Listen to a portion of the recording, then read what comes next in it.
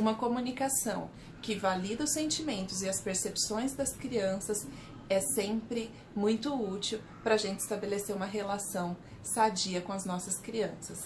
É muito comum que a gente caia no equívoco de descontar, de desvalorizar, de desmerecer as percepções das crianças. E a gente faz isso às vezes com as melhores intenções. Mas aqui vão alguns exemplos que tenho certeza que muitos vão se identificar como eu mesma me identifiquei. Né? Uma criança te diz, tô muito bravo, e você diz, tá nada, tá bravo nada, e começa a brincar com essa criança. Você não está considerando qual é essa emoção que está ali sendo expressa, né? Ou uma criança que diz, ai, tá doendo.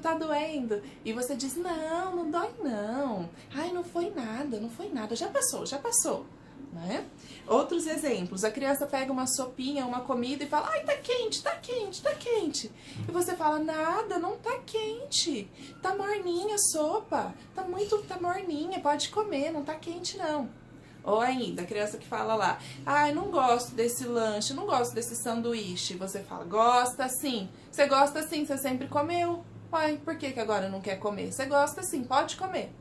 Então são exemplos assim que a gente vai vendo quanto que a gente desconta mesmo. A autora desse livro fala muito sobre isso de descontar, né, de diminuir a percepção sensorial das crianças. E sabe o que é isso, gente? E aí me vi muito nessa questão, é na necessidade de controlar as percepções sensoriais da criança. A gente diz pra ela, não, você não sabe de nada, você não sente nada não, quem sabe das coisas sou eu. Né? Confie em mim, porque isso aí que você está sentindo não é verdade. E isso desconecta a criança da própria realidade, porque ela sim é sensível. Se a gente considerar que a criança é um ser sensível tanto quanto nós e que ela merece o nosso respeito, então a gente pode, a partir da percepção dela, dialogar. E sim, a sua percepção pode ser diferente da dela. Mas não é porque a percepção dela é diferente da sua que a dela não vale. Eu me lembro assim muito da experiência vivida de ser muito sensível ao quente. A minha mãe sempre falou sobre isso, que eu era fresca, sabe? E que eu pegava o leite ou qualquer coisa assim, era pra mim uma temperatura muito mais quente do que para as outras pessoas. E eu realmente me lembro da minha mãe ficar surpresa dela dizer, ela me entregar um leitinho e falar, filha, não tá quente. E eu sentia muito quente, eu me queimava, eu lembro da sensação de estar me queimando, tá queimando a língua, e aí por fim ela se acostumou e o leitinho meu era mais morninho, mais friozinho do que o da minha irmã, por exemplo, que sempre tomou coisas muito quentes, café, leite, tudo muito quente, ela resistia, aguentava mais do que eu, então eu era mole, eu era fresquinha, né? E essa sensação de ter uma percepção desconsiderada, na melhor das intenções, né, a mamãe fazia para me ajudar e me clarificar de que filha não estava quente, mas na verdade desconsiderava a minha percepção. E com certeza já fiz isso com os meus filhos, com certeza a gente já fez isso aqui na escola, enquanto educadores, a gente faz com boa intenção. Mas aqui fica o nosso convite, né, como sempre, para a gente refletir sobre as nossas ações e torná-las conscientes. E a autora chama isso, gente, tem um nome disso de tentar controlar as percepções das crianças, chama gerenciamento de impressão. Olha isso, eu vou aqui ler a definição para ela, que a autora nos dá. Forma não construtiva de falar com a criança que desconta, que diminui os seus sentimentos e a sua noção de realidade. Por exemplo, a criança fala, eu não gosto desse sanduíche. Em resposta, o adulto diz, gosta sim. O gerenciamento de impressão ensina a criança a desconfiar dos seus sentidos.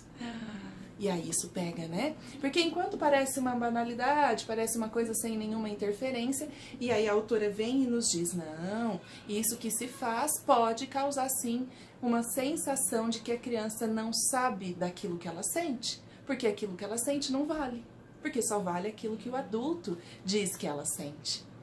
E aí, quando eu disse um pouco antes de que, ok, então o que eu faço se a minha percepção é diferente da percepção da minha criança? Dialoga sobre isso. Então, você diz sobre a sua percepção em relação à sopinha que está quente. Para a criança, ela diz, está muito quente. Pode ser sim uma desculpa dela que ela não quer comer e ela diz que está quente. Pode. Mas também pode ser de fato que ela esteja sentindo uma temperatura mais elevada do que você. Então, dizer, ah, sim, para mim a sopa não parece quente. Eu experimentei, para mim não está quente. Você está achando quente? Ah, tá. Então o que a gente pode fazer? Esfriar. Vamos esfriar mais essa sopa, né? E aí tem outras possibilidades aqui do sanduíche. É o exemplo lá do sanduíche que a autora dá. Ah, ela não gosta de sanduíche. Você diz, ah, o que nesse sanduíche está te incomodando? O que foi? Né? Que você realmente comia esse sanduíche antes. O que agora, o que tem nele que te incomoda? Então, aí vamos abrir um espaço para que a criança te apresente uma resposta, né? Ou simplesmente ao ser questionada, ela pode perceber que de fato, ela acaba gostando sim desse sanduíche. Ou se ela não gosta de alguma parte desse sanduíche, dá para tirar. Então é esse diálogo, né? Nesse respeito que a gente pode ir construindo, né? E validando mesmo. Em relação à sopinha, se a criança falar que queimou, fala, poxa, queimou. Nossa, então vamos esfriar um pouquinho mais. É simples assim. Não é muito complexo, basta a gente realmente partir da perspectiva de que a criança tem sim percepções e que ela então pode ser respeitada nessas percepções. Isso é possível? Por aqui é possível, a gente vai refletir muito sobre essas questões. E aí, vamos juntos?